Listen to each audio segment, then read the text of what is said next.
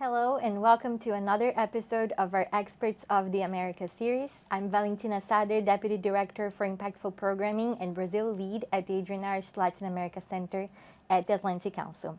Today I am very excited to have this conversation and I have the pleasure of welcoming to our studios in DC Sergio Firpo, Secretary of Monitoring and Evaluation of Public Policies and Economic Affairs at Brazil's Ministry of Planning and Budget. We'll talk about Brazil's recently approved tax reform, adjustment of public policies for budgetary and planning reasons, and much more. Thank you so much, Secretary Firpo, for coming to DC, for taking the time to talk to us. It's a pleasure to have you here. Thank you. It's my pleasure. So to begin, your secretariat is a kind of new institutionalization of monitoring and evaluation of public policies and within the Brazilian government. What role does the secretariat for monitoring and evaluation of public policies play, and in what ways could public policies be adapted based on the work that you are doing at the secretariat? Okay, very good. There is a council that's formed by 5 ministries there in Brazil, and our secretariat has the role of coordinating that council. And within that council, we select about 15 public policies each year to be evaluated by us. And what we do, we guarantee that this process is running accordingly, and we distribute those evaluations to who's going to run those evaluations, right? And we have 2 types of spending programs. One that's direct spending, and one that's basically those based on subsidies. And after we select those policies, we assign them to those evaluators, and we have what we call an executive evaluation that goes deep, not deep, but goes in detail in many aspects of the public policy being evaluated. Then we go, after that, we may go deep in one aspect or another. So the thing is, once you have this portfolio of public policies that were evaluated, then we can use that information not only in terms of reassigning budget weights, but also talking back to those managers of those public policies. So they are involved since the beginning of the evaluation. That's a key thing that we believe that's going to be quite important. So we can guarantee that those evaluations, they will be used by the managers.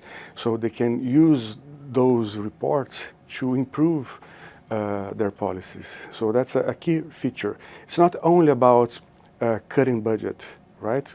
Which is not the goal per se, right? The goal is to improve the quality of the public policy being provided to the citizen.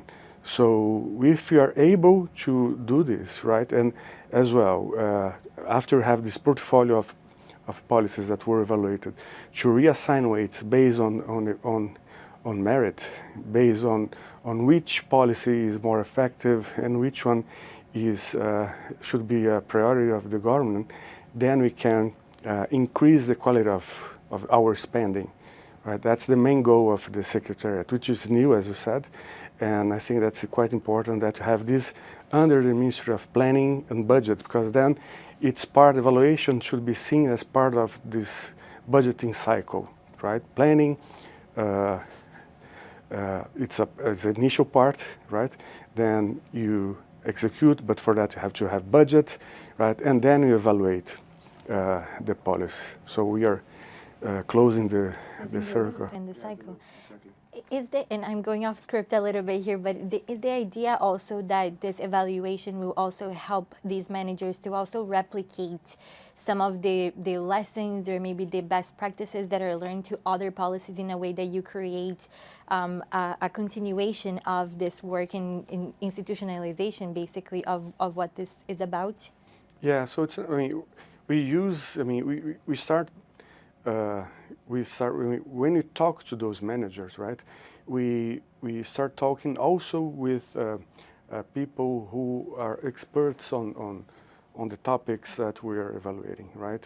So, and we also use previous evaluations of policies that are or the same policy or something that's similar that was executed by, let's say, subnational like a state or a municipality or in a different country. So we have this literature to help us in this evaluation process. So in the same way that we learn from others, right, we believe that this evaluation will be an input for those, for new policymakers in the future when they look at what we have done. Yeah. So yeah, so we believe that's going to be a useful thing for sustainability too. Exactly. Yeah, it's incredible. As the first year of the Lula administration is wrapping up and coming to an end, how have these evaluations of the Secretariat help improve or maybe shape even some of the policies for the budget proposal that was just submitted for next year? And then how has the work of your Secretariat, maybe thinking about the sustainability and the continuation of this work, how do you see this work really trying to improve or helping improve the efficiency of the public sector in general? Yeah, so the key thing is to increase the efficiency of public sector and the way they spend public resources. Because, I mean, if you think that Brazil is still, I mean, in a way, in a relative way, a poor country, right? We have a very large fraction of the population that's below the poverty line. And it's a very unequal country. So there are a large fraction of our population that needs our public policy, right? Because otherwise they wouldn't be even able to feed themselves. So we need to have public policies in a situation that have a fiscal restriction, right? We cannot expand our budget to cover everything that we want to, right? So we have to find fiscal space for targeting our policies to those who need. And we have to do so by increasing the efficiency, right? We have to see, I mean, if our policies are covering the right target, the right target population, if we are spending with people that should not be beneficiary of a given benefit or a policy. So so evaluation plays a key role here, and that's the key thing that we believe that's going to be crucial for the next years as well, right? To have to build up a legal framework as well to guarantee that all that effort, right, it keeps or it's maintained over the years, right? Which I believe that's going to be relevant. I mean, if you think that we are not thinking only about this administration, but we should think of a legacy of evaluation being part of a culture of continuous transformation of the Brazilian state, right? So we believe that if you have a legal framework that guarantees that evaluation will be run for a longer period than just this administration, that's going to be for our measure success that we're going to have. I think that this explanation gives a pretty good understanding of how budget and planning are so much related, and I think that is very important to understand also the idea behind your secretariat, your leadership in this secretariat in particular, to the continuation into the sustainability of the work that is being done, but also for next generations. It's not just about one government. Thinking about that in the reform agenda that we are seeing also in Brazil, and we've seen in the past few years, the Brazilian Senate just recently approved the tax reform. And this is an important conversation here in DC. This is something that is a lot of interest, not only for our audience, but also for Brazilians. What is the expected impact of this reform on Brazil's budget and planning for the next few years?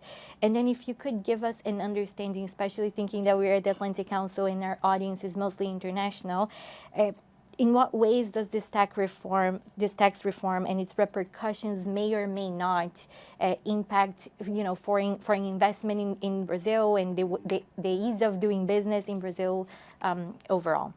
Yeah, so Brazil is one country that is seen as a difficult country in terms of the tax legislation, right? So any firm that goes to Brazil has to face a huge number of pages of the tax code, which is very difficult to understand because sometimes there is an internal conflict.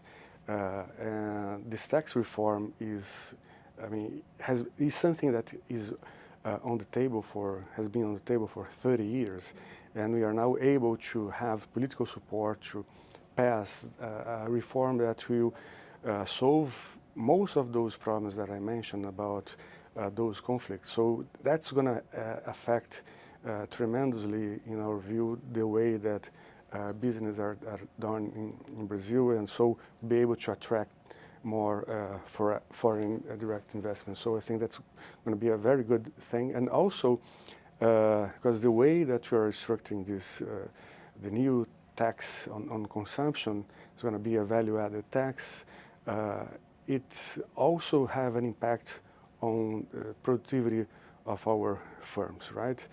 So there won't be more like decisions based on should I split or should I have one large firm based on how much tax I'm going to pay.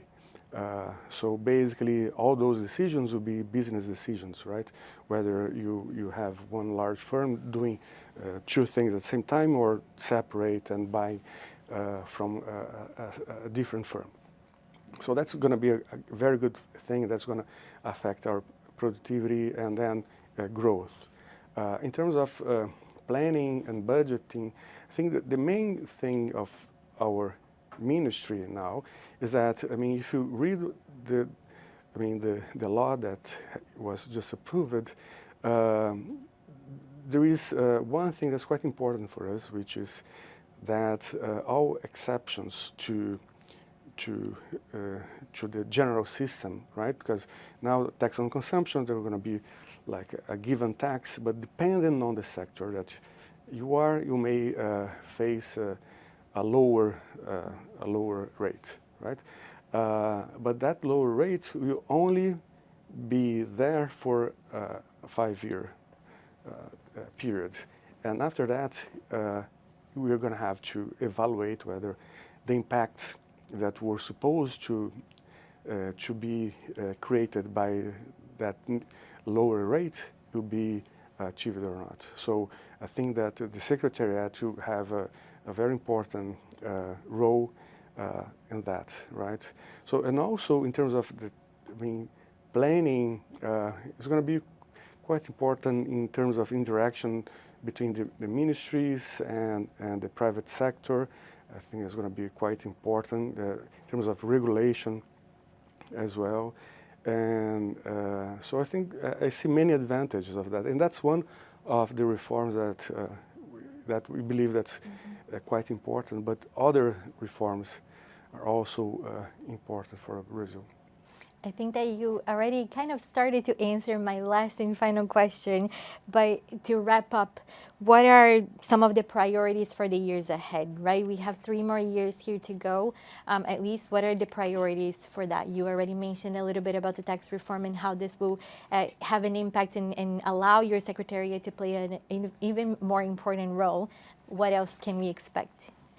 So I think that one thing that we're directly involved is to guarantee that all new public policies, they go through lenses that an evaluation can provide. So, in order to increase efficiency, you have to know exactly before delivering the policy whether that would work or not. So you only will know whether that worked or not after the policy is run, but you can also learn from the design and see whether it's well designed, whether it's going to have the desired impacts by analyzing the policy in a more technically sense. So I think that's one key important thing, that you have these ex-ante evaluations of public policy being widespread in the ministries, and not only in the executive power, but also